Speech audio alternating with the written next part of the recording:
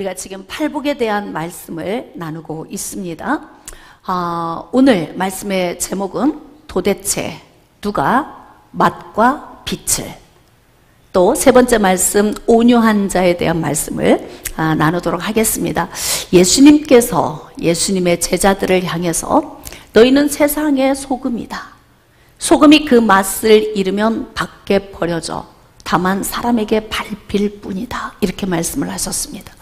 너희는 세상의 빛이다. 등불을 켜서 말 아래에 두지 아니하고 등경 위에 두는 이유는 집안 모든 사람에게 비치게 하기 위함이다. 그러므로 너희의 착한 행실을 통해서 하나님 아버지께 영광을 돌리게 하라. 이렇게 말씀하셨어요. 어떻게 하면 빛이 되고 소금이 되나? 누가 빛을, 누가 맛을? 온유한 자가 맛을 낼 수 있고 온유한 자가 빛을 발할 수 있습니다. 여러분, 어떤 사람이 온유한 사람일까요? 성경적 영적 원리를 통해 보면 성령의 사람이 되기 전에는 온유한 자가 될 수가 없습니다. 그러니까 이 땅에 태어난 모든 사람은 죄의 본성을 가지고 태어나기 때문에 온유한 사람이 한 사람도 없다는 것입니다. 로마서 3장 10절 말씀에 의인은 없나니 한 사람도 없다. 태어날 때부터 이미 독성, 악성, 부패성, 또 추하고 더럽고 거짓된 그러한 본성을 가지고 우리가 다 태어나기 때문에 그 어떤 사람도 온유할 수 없다는 것입니다. 자, 어떤 사람이 온유할 수 있겠습니까? 갈라디아서 5장 22절로 23절 말씀에 성령의 9가지 열매가 기록되어 있습니다. 사랑과 희락과 화평, 오래 참음, 자비, 양선, 충성, 온유, 절제, 이렇게 9가지의 성령의 열매가 기록이 되어 있는데요. 그 가운데서 온유라고 하는 열매를 이제 언급하고 있는 거예요. 다시 말하면 성령의 열매는 성령으로 인해서 맺혀지는 열매이기 때문에 성령으로 인하지 않고는 맺혀질 수 없다. 그 의미입니다. 그러니까 예수 그리스도 밖에서는 절대로 온유라고 하는 열매를 맺을 수 없다는 거예요. 예수 그리스도가 믿어지는 은혜, 그 믿음의 요인이 무엇입니까? 예수 그리스도의 죽으심과 부활하심, 그것이 내 안에서 믿어질 때, 이때 성령이 우리 안에 오셔서 내주하시는 거예요. 주인으로 좌정해 계시는 거예요. 이때 성령의 능력이 내 안에 오시면 내 안에서 성령의 열매가 맺히기 시작하는 것입니다. 자, 이제 성령의 열매가 맺히면 조금씩 성령의 열매가 자라가고 언젠가는 이 열매가 굉장히 맛을 낼 수 있는 그런 상태까지 도달할 수 있다는 거예요. 그것이 어디에서 이루어지는 겁니까? 성령 안에서. 성령 안에서 이루어지는 거예요. 자, 그래서 예수님이 지금 마태복음 5장에서 말씀하시는 이 온유함에 대한 온유함은 훈련되어진 성품을 말하는 겁니다. 태어날 때부터 온유한 사람은 있다, 없다? 없다. 누구도 예외는 없어요. 온유한 사람은 없습니다. 그러나 온유함을 덧입을 때에 비로소 우리는 온유함을 소유할 수 있다는 거예요. 예수님께서 예수님의 제자들에게 너희는 세상의 소금이다. 맛을 내야 된다. 너희는 세상의 빛이다. 빛을 비춰야 한다. 이 말씀을 하시기 전에 먼저 팔복을 다루셨습니다. 그 팔복은 어떤 의미가 있냐면 빛과 소금의 역할을 하기 위해서 반드시 필요한 요소입니다. 여러분, 핵이 만들어질 때 많은 연료봉이 필요하다고 해요. 그래서 그 모든 연료봉이 다 합해질 때, 맨 마지막 하나의 요인이 던져질 때 비로소 핵이 이루어진다고 합니다. 자, 그런 것처럼 성령의 은혜가 우리에게 주어질 때에 이렇게 온유함이라고 하는 요인이 생기는데요. 빛과 소금이 이루어지려면 8가지의 요인이 필요하다는 거예요. 우리는 첫 번째 요인으로 심령이 가난한 사람을 다뤘어요. 자, 두 번째 애통하는 사람을 다뤘습니다. 오늘은 세 번째 온유한 사람을 다루고 있습니다. 그러니까 빛이 되고 소금이 되려면 심령이 가난해야 된다는 거예요. 그것만 가지고는 또 안 된다. 그래서 어떻게? 애통하는 삶을 살아야 된다? 그것만 가지고도 안 되지. 그럼 어떻게 해야 되는 거예요? 온유해야 하는 거야. 이것을 8가지를 말씀하시면서 이 8가지의 요인이 너희에게는 복이 된다. 왜? 심령이 가난한 자는 천국을 소유하게 되죠. 애통하는 사람은 위로를 받게 되죠. 그러면 온유한 사람은 어떻게 될까요? 자, 마태복음 5장 5절 말씀, 우리 한 목소리로 합독합시다. 시작. 온유한 자는 복이 있나니 그들이 땅을 기업으로 받을 것임이요. 팔복을 말씀하시는데 전반부에서 언급한 것은 바늘이고 후반부에서 언급한 것은 실이에요. 바늘만 있어도 무용지물이고 실만 있어도 무용지물이에요. 이게 세트로 있어야 비로소 필요한 것처럼 심령이 가난한 자가 복이 있는 이유는 천국이 그들의 것이기 때문이고, 애통하는 자가 복이 있는 것은 그들이 위로를 받기 때문인 거예요. 그런 것처럼 온유한 자가 복이 있는 것은 땅을 기업으로 받을 수 있기 때문에 그렇다는 거예요. 이게 세트예요, 세트. 그러면 온유한 자는 어떻게 온유함을 소유할 수 있냐면 태어날 때부터는 온유함을 가지고 태어난 게 아니에요. 그러나 예수 그리스도가 믿어지고 예수 그리스도 안에서 그분과 연합될 때 내 안에 온유함의 열매가 비로소 이제 맺어지기 시작하는 거예요. 그래서 이사야 선지자를 통해서 하나님은 예언된 말씀을 주셨어요. 예수님은 어떻게 온유하신 분인가? 여러분, 이 예수님의 온유함을 보면서 우리가 닮아가야 됩니다. 이사야서 53장 7절로 9절. 그가 곤욕을 당하여 괴로울 때에도 그의 입을 열지 아니하였음이며 마치 도수장으로 끌려가는 어린 양과 털 깎는 자 앞에서 잠잠한 양같이 그의 입을 열지 아니하였도다. 억울하고 힘들 때가 있어요. 하나님은 우리를 훈련하실 때 애매한 고난을 주시기도 하십니다. 자, 그래서 베드로는 이렇게 고백해요. 애매히 고난을 받아도 하나님을 생각함으로 참으면 이는 아름다우나 죄가 있어 매를 맞고 참으면 무슨 칭찬이 있으리요.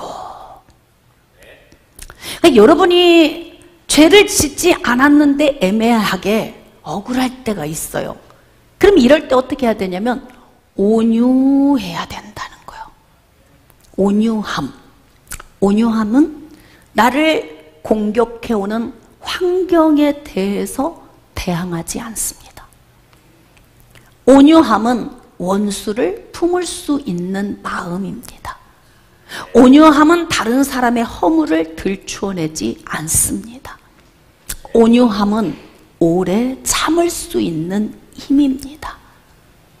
온유함은 내가 손해가 될지라도, 비록 내 인생이 잠시 머무르고 후퇴하는 문제가 발생된다 할지라도 하나님을 신뢰하면서 기다릴 줄 아는 마음입니다. 이게 온유함이에요. 다시 말해서 이 온유함은 길들여지고 훈련되어져야 온유함의 열매가 더 아름답고 멋있게 맺혀지는 것입니다. 여러분들의 온유함의 상태는 어떻습니까? 좀 찔리죠? 아유, 그냥 왜 말씀만 들으면 저 말씀이 꼭 나를 공격하는 것 같아, 말씀이. 어떤 분은 그래요. 주양 목사님은 일주일 동안 저를 따라다닌 것 같다. 근데 그게요, 그 말을 표현하는 그분만이 아니라 모든 사람이 말씀을 들을 때 다 똑같은 마음으로 들어요. 왜냐하면 삶은 다 똑같기 때문에. 우리 안에 있는 죄의 본성이 있어서 어떤 사람도 그렇게 멋있는 삶을 살 수는 없어요. 그러니까 말씀에 비추면 늘 찔린 것이 바로 이제 우리의 삶 아닙니까? 그런데 예수님은 죄가 없으시면서 억울한 일을 당하는데 침묵하신다. 예수님이 성령으로 잉태돼서 여자의 후손으로 오시기 700여 년 전에 이사야 선지자를 통해서 예수님을 예언해 놓은 말씀이에요.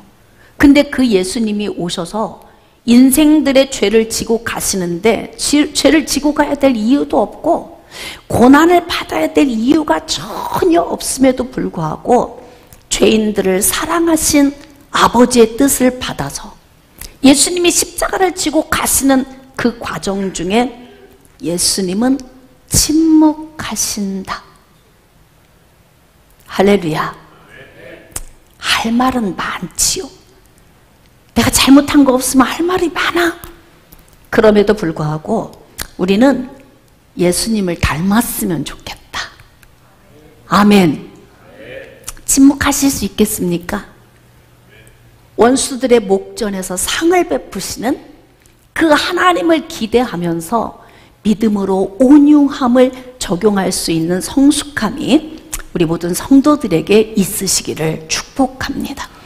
그는 곤욕과 신문을 당하고 끌려갔으나 그 세대 중에 누가 생각하기를 그가 살아있는 자들의 땅에서 끊어지면 마땅히 형벌받을 내 백성의 허물 때문이라 하였으리요. 자, 그 다음 그는 강포를 행하지 아니하였고 그의 입에 거짓이 없었으나 그의 무덤이 악인들과 함께 있었으며 그가 죽은 후에 부자와 함께 있었도다.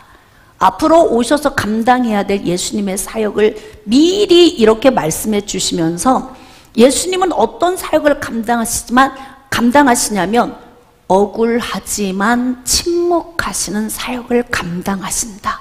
앞으로 오셔서. 그러므로 여러분, 우리가 어떤 마음을 소유해야 하냐면 모든 사람과 더불어 화목하라. 바울이 로마 교회 성도들에게 로마서 12장에 기록한 말씀이에요. 모든 사람과 더불어 화목하라. 온유함의 출발은 어디에서 오냐면 모든 사람과 화목하는 데서 오는 거예요.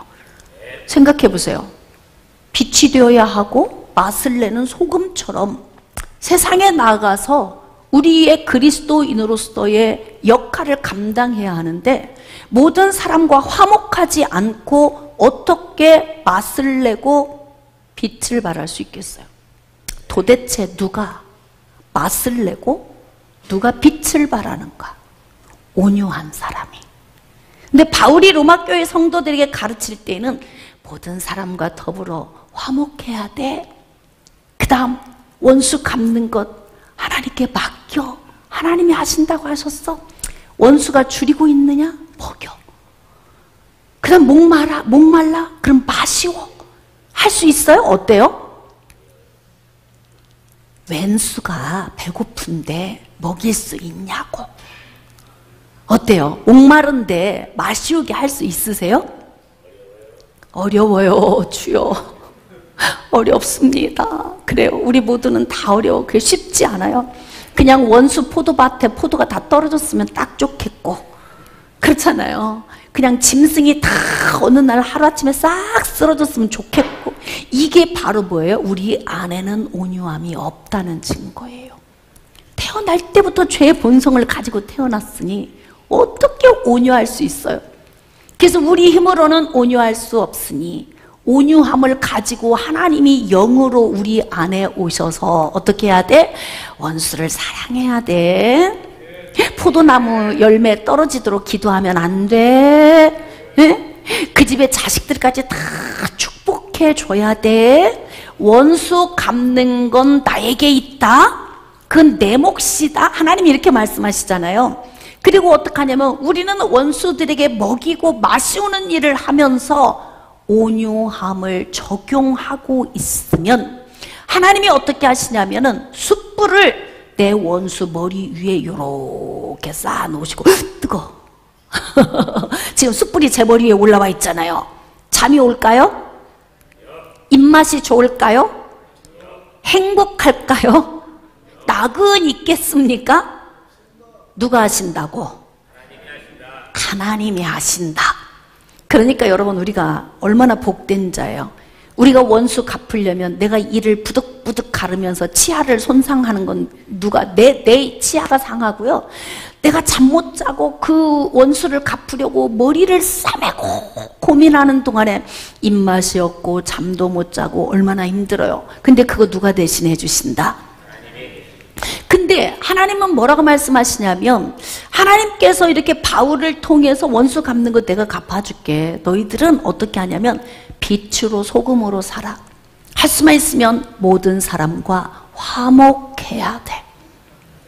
이렇게 예수님께서 제자들을 향해서 지금 마태복음 5장, 6장, 7장 이 산상수훈의 말씀을 제가 계속 이제 여러분에게 좀 전달을 할 건데, 여러분, 빛이 되고 소금이 되는 이 역할을 감당하게 하기 위해서 예수님은 8가지 요인이 너희 안에 있어야 비로소 맛을 내고 빛을 발할 수 있다, 이렇게 말씀하시는 거예요. 자, 그 가운데에서도 온유함, 온유하신 예수 그리스도를 닮아 그 온유함을 삶에 적용하면 어떤 은혜가 오냐면 땅을 기업으로 받는 은혜가 온다는 것입니다. 자, 그래서 성경에 기록된 모세를 좀 소환해 보겠습니다. 자, 모세는 자신 스스로가 모세오경을 기록할 때에 어떻게 자신을 소개하고 있냐면, 민수기 12장 1절 이하의 말씀에 모세는 온유함이 지면에 승하더라. 참 온유함이 많은 사람이더라.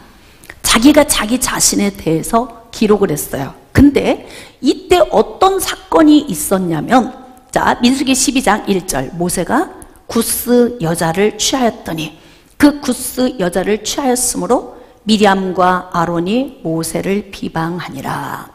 여러분, 우리 인생의 삶에 그 어떤 사람도 예외는 없는데요, 이런 문제 발생할 수 있어요. 그래서 이런 문제 발생하지 않도록 가정이 행복해야 한다. 제가 늘 여러분들에게 부부가 복되게 살아야 한다. 늙어서 외롭지 않으려면 젊어서 잘해야 한다. 10년 전에 주양 목사님 만났더라면 지금은 우리 부부가 친했을 텐데, 한참 세월이 지난 후에 만났으니 이제 친해지려니 친해지는 게 쉬워요, 어려워요? 어렵지. 마음의 금이 한번 가면 다시 이걸 회복하는 것은 쉽지 않습니다. 자, 그런데 모세의 인생을 좀 묵상해 볼까요? 40년 동안을 애굽에서 공주의 아들로, 왕자로 생활했습니다. 얼마나 근사하고 멋있어요. 좋은 음식, 좋은 옷, 명예가 있고 권세가 있고, 그리고 모든 섭렵할 수 있는 영역의 지식을 다 섭렵한 진짜 괜찮은 남자예요. 자, 이 사람이 순간에 애굽인이 히브리인을 치는 걸 보면서 자기 동족이 맞는 걸 보고 못 견뎌서 어떻게 했느냐, 좌우를 살피더니 아무도 없네. 그리고 달려가서 애굽인을 쳐서 모래 무더기에 숨겼어요. 근데 이게 탈로 나버렸네. 그러니까 어떻게 해요? 하루아침에 도망자 신세가 된 거예요. 자, 보겠습니다. 입고 있던 옷 다 벗었지요. 명예 권세 다 사라졌지요. 아무리 많은 학식 지식 있어도 써먹을 곳이 없지요. 그러니까 이제 도망자 신세가 되어서 미디안 광야로 가서 빈털터리로 이제 부인을 만나게 된 거예요. 이때 모세 멋있었을까요? 고민해 보세요. 여러분이 근사한 옷을 입고 있을 때는 굉장히 커 보이고 멋있어 보이거든요. 그 옷 벗으면 초라해. 그러니까 모세가 지금 근사한 왕자의 옷을 다 벗고 도망자 신세가 되어서 빈털터리, 아내를 얻는데 지참금도 줄 수 없는 상황, 처가살이 하러 들어간 거잖아요. 그러니까 처가살이 하러 들어갔으니 누가 세? 부인이 센 거지. 그러니까 아들을 낳았는데 8일 만에 할례를 해야 되는데 아들을 줘요, 안 줘요? 누가 세니까? 부인이 세니까 아들을 안 내줘. 어렸을 때 8일밖에 안 된 아이를 할례를 하면 그래도 아이가 아직 인지가 잘 안 되니까 고통이 좀 덜 하는데, 성인이 된 후에 지금 같은 의료 기술도 없는 상황에서 할례를 하려면 얼마나 힘든 일입니까? 그러니까 남편의 신앙을 따라서 아이들을 8일 만에 할례를 해야 되는데요, 빈털터리 남자가, 보잘것도 없이 초라해진 남자가 제사장의 딸과 결혼을 했으니 행복한 결혼일까요? 희한해요. 돈이 좀 있으면 사람이 좀 근사해 보이는데 돈이 없으면 또 그렇게 초라해 보여. 그래서 노후 대책을 하라는 거예요. 깨달아지십니까? 노년이 돼서 초라하지 않으려면 노후 대책을 꼭 하셔야 된다. 자, 그래서 이제 결혼을 하고 아이 둘을 낳았는데 할례를 하지 못하고 십보라의 틈센 등살에 휘어지도록 처가살이 하면서 장인의 짐승 돌보면서 그걸로 지창금 명목으로 하고 있다가 40년을 그렇게 인생의 삶을 사는데, 도망자 신세가 됐으니 뭐 내세울 것도 없고 드센 제사장의 딸 여자와 살면서 그냥 기 팍 죽어가지고 살던 모세를 하나님이 부르셨잖아요. 근데 하나님께서 이스라엘 백성들에게로 모세를 보내시는 길목에서 모세를 죽이시려고 사자를 보낸 거예요. 하나님의 전략, 누구를 꺾으려고, 부인 십보라를 꺾으려고.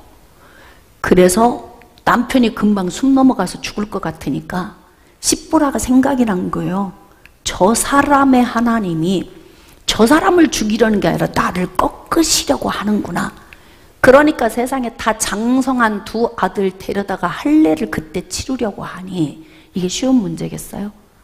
이렇게 영적으로 안 맞는 부부, 소통 안 되는 부부, 영적 수준도 안 맞고 소통도 안 되고 삶에 참 끝까마귀 그지없고 남자가 길을 못 피고 살았는데 하나님이 모세 편을 들어주니까 이때 십보라가 자기를 꺾는 거예요. 그리고 와서 두 아들의 포피를 베어서 남편에게 훅 던지면서 당신은 피남편이야. 피를 보게 하는 남편이라고 아주 지긋지긋해.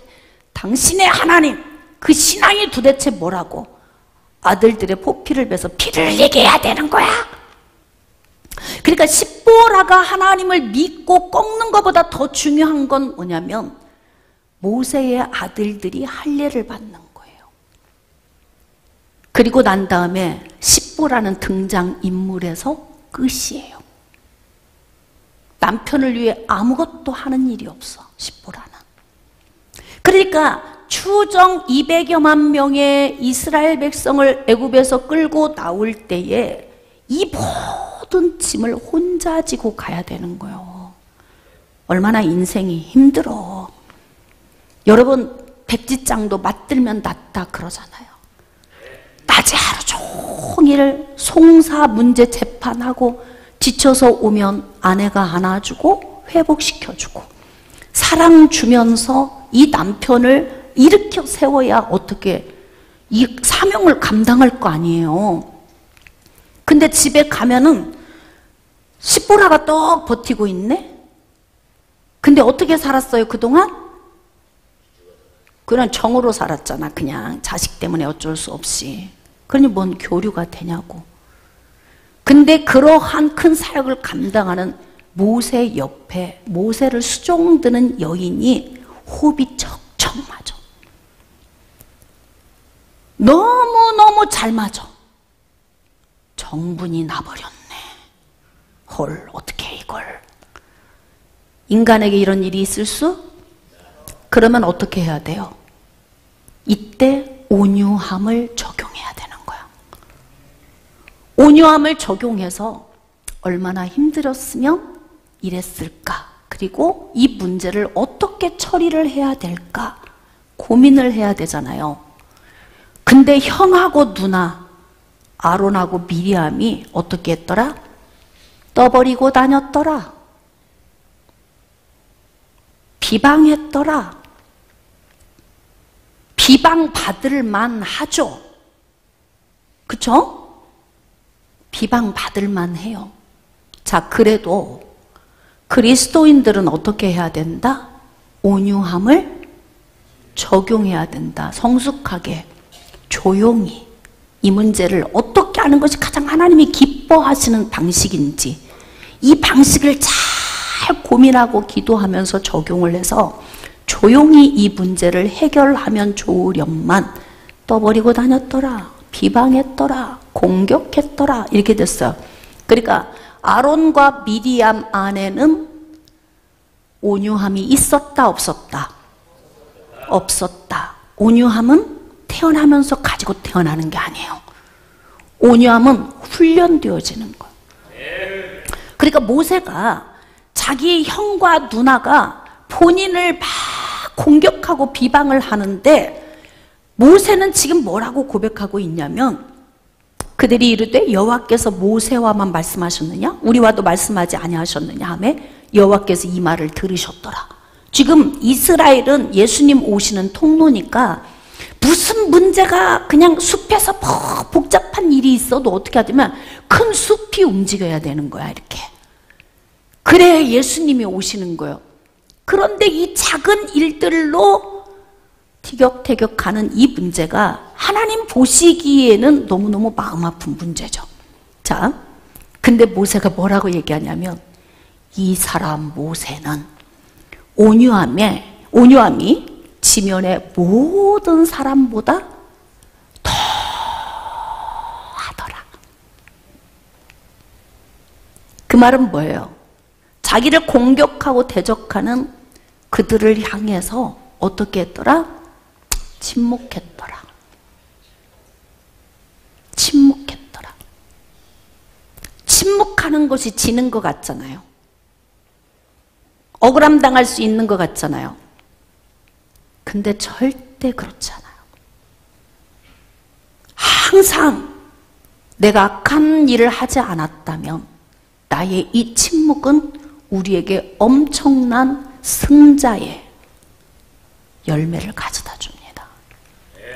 그러므로 침묵하는 훈련을 하세요. 누구처럼? 예수님처럼, 모세처럼. 털 깎는 자 앞에서 잠잠한 양같이 가만히 우리의 죄를 지고 가시면서도 예수님이 그렇게 침묵을 하셨다고 그래요. 자, 그럼 질문하겠습니다.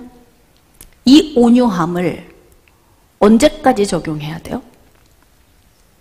끝까지.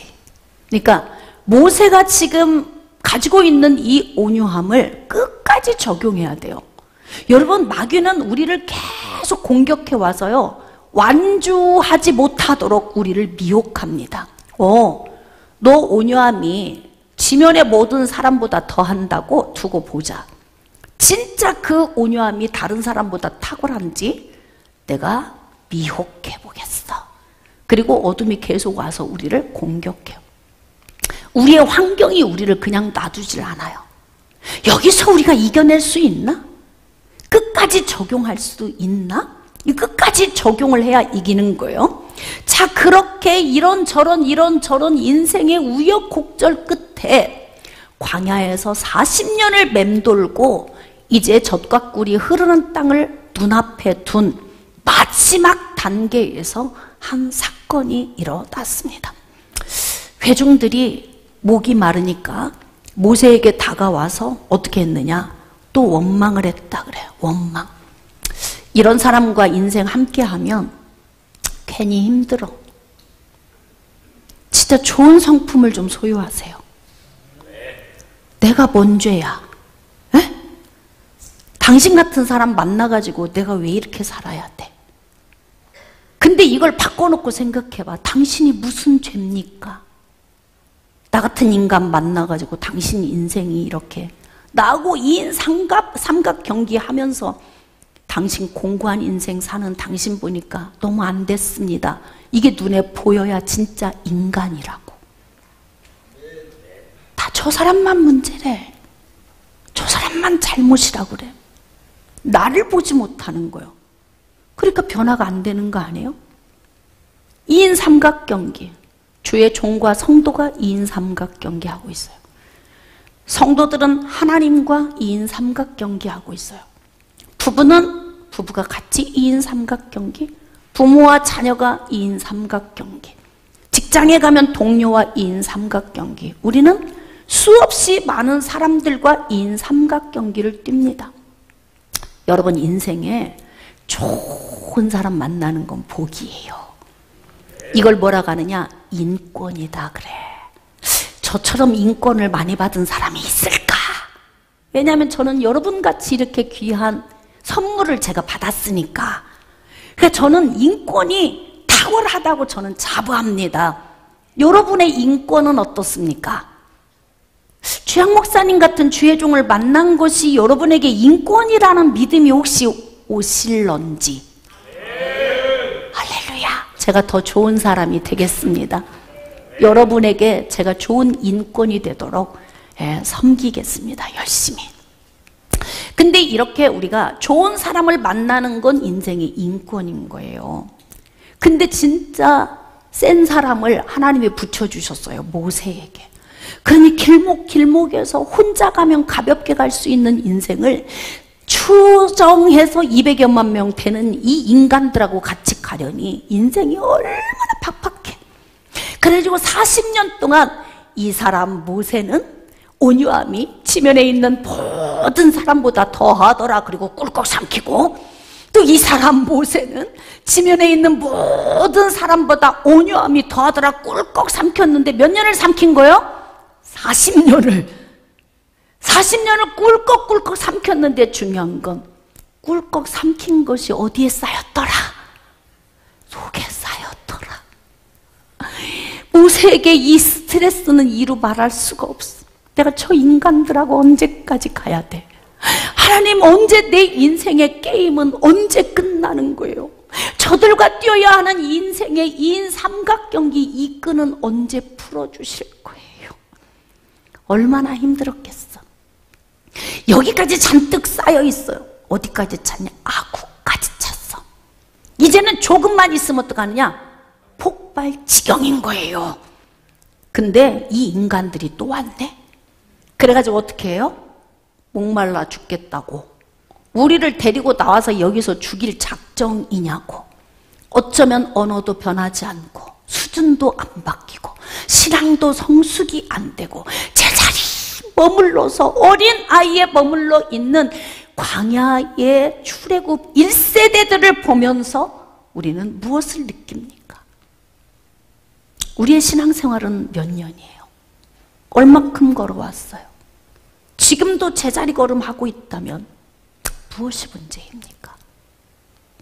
이들과 함께 가고 있는 모세는 오늘도 꿀꺽 내일도 꿀꺽 삼켰는데 중요한 건 뭐냐면 40년의 세월이 이 안에 차곡차곡 쌓여있다가 아구까지 찼는데 하나님이 말씀하시는 거예요. 모세야, 조금만 참아.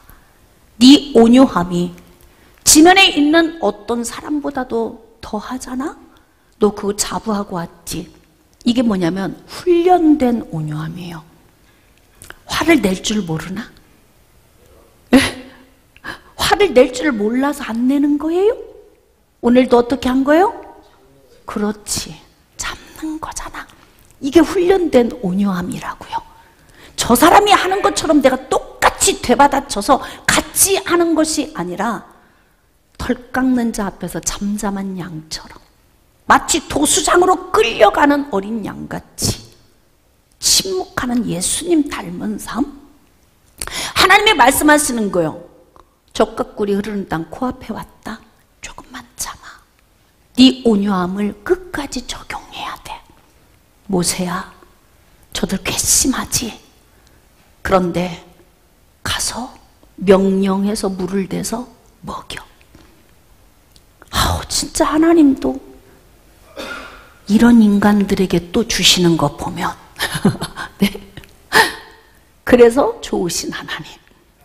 그럼에도 불구하고 만나를 먹이셔서 광야에서 40년 굶지 않게 하시고 발이 부르트지 않게 하시고 옷이 헤어지지 않게 하신 좋으신 하나님, 오래 참으시는 하나님.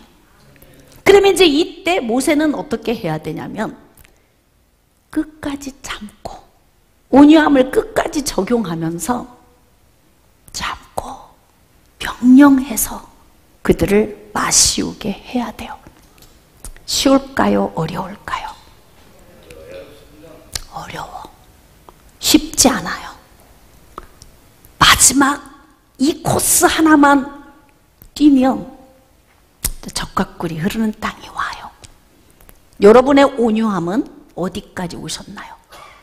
오늘 여러분이 이 온유함을 적용하면 여러분의 마지막 난코스를 훌쩍 뛰어넘게 될지도 몰라요. 근데 거기서 쏟아버리면 공든탑 무너지는 거야.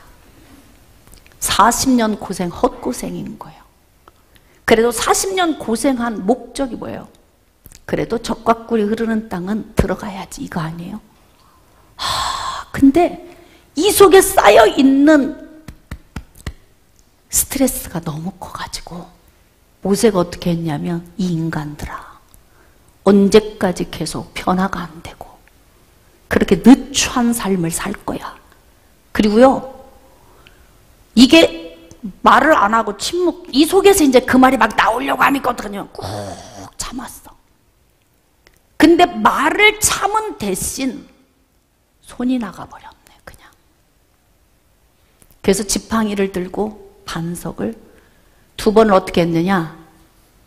때려 쳐버린 거지. 그냥 물러봐라 뚝딱, 물러봐라 뚝딱, 이게 아니에요. 그냥 내리쳐버린 거예요. 40년의 스트레스가 마지막 한 번만 참았으면 되는데 그때를 참지 못하고 그냥 쳐버렸어. 이해는 돼요. 그쵸? 공감은 됩니까? 여러분도 혹시 지금 마지막 난코스 하나 남겨놓고 있지 않아요? 근데 이 마지막 난코스에서 그냥 모세처럼 끝까지 온유함을 적용하지 못하는 문제를 발생시키면 누구만 손해? 나만 손해. 따라서 하세요. 이것이 인생입니다. 내가 한 행동이 고스란히 나에게 열매로 오게 되어 있어요. 그래서 예수님은 뭐라고 말씀하시냐면, 온유한 자가 복이 있다. 그들이 땅을 기업으로 차지하게 될 것이다.